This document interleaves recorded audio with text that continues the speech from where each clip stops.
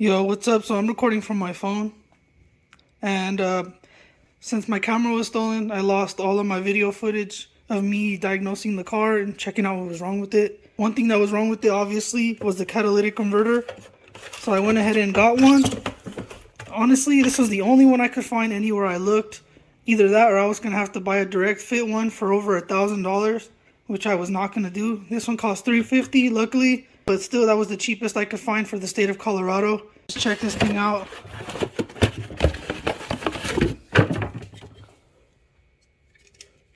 This one's gonna have to be welded on, unfortunately. But I already found someone who could do that for me today for 80 bucks. So that's what we're about to go do. So stay tuned, I'm gonna take you all along for the ride.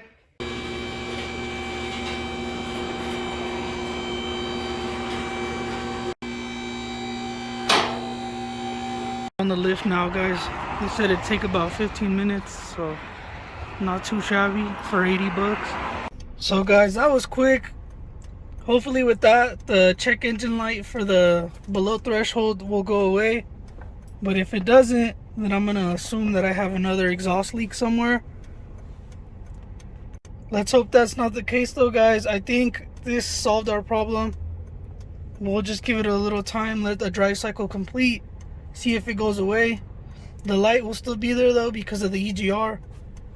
I'm gonna have to check it out with my OBD2 later to see if the code actually went away. But with this, I was also able to see that the cat was bad, guys. So we're back. I just wanted to give you guys a quick update. So I've been driving the car around a bit. I let the drive cycle finish, and our catalytic converter code is gone, guys. Gone. So we no longer have to worry about that. Now all I have to worry about is the EGR, guys, and the insufficient flow code.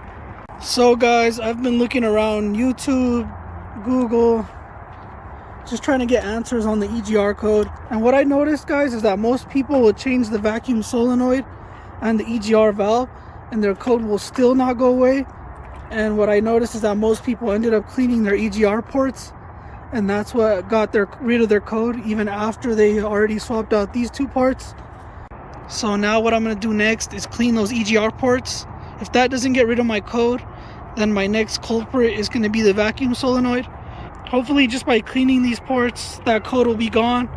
Alright, so for this EGR code, I went ahead and bought some seafoam. I'm going to spray it into the ports, and hopefully that cleans it out, guys. Alright, so I just want to show you the ports real quick. There's 1, 2, 3, 4. These little circles right here.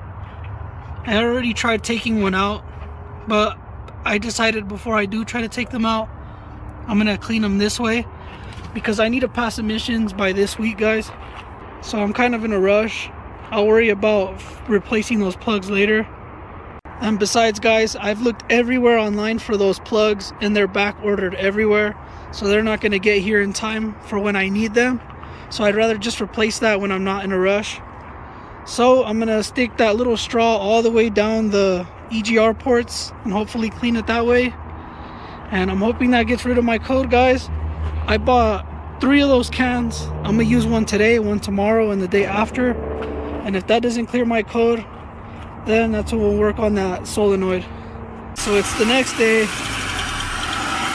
Yesterday I used a whole can of carb cleaner, and today I started using this. And I think I may have fixed the problem, guys, because I hear a sound that I haven't heard before. So go ahead and check this out, guys. The EGR port, the intake port, is sucking a lot harder. So I literally feel suction. Watch, I'm gonna plug it up and you won't hear that noise anymore. See, guys? And it runs a lot smoother too. So I think I may have fixed the issue. If your car isn't doing that, then it might be your EGR ports are plugged, guys, because I know my car wasn't doing that before. That's my first time hearing that actual sound, guys. It literally sounds like a vacuum, and it's a constant sucking noise. And if you don't hear that coming from the square hole, then your EGR ports are plugged, guys. So now I think I might just put it back together, and if the code doesn't clear, then it has to be this, guys. because I know the EGR ports are unplugged now. Instead of taking out all these ports, guys, I suggest just getting like, well, my car was bad, so I needed like 5 bottles of this stuff. You guys may just need 1 or 2. Give it a try, guys. Maybe it'll fix your problem. All right, there we go, guys. Intake cleaner is doing its job. Hopefully with this a couple times that code clears. All right, so it's the next day and I've gone ahead and used all my cans of cleaner on that intake. And guys, the code is finally gone. This car has no more codes and it is ready for emissions. Let me give you guys a quick look. EGR is back on. The ports inside are clean already, trust me. I sprayed so much cleaner that these things are probably spotless.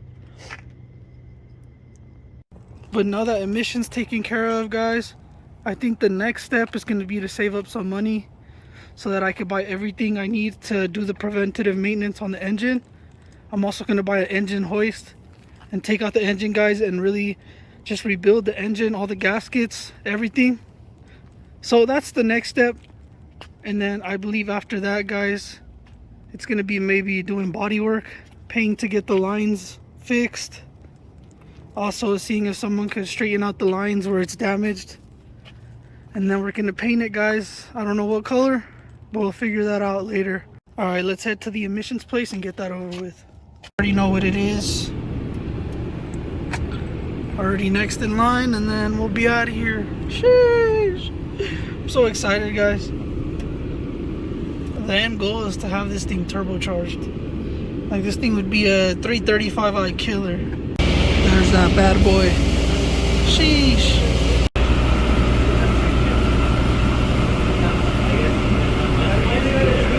We did it, guys. Vehicle passed emissions. Let's go. Now it's time for the fun part, guys, and that's going to get registration.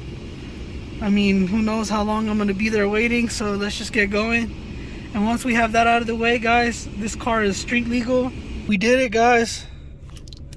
Sheesh. It's official. We're street legal. No more worrying about getting pulled over.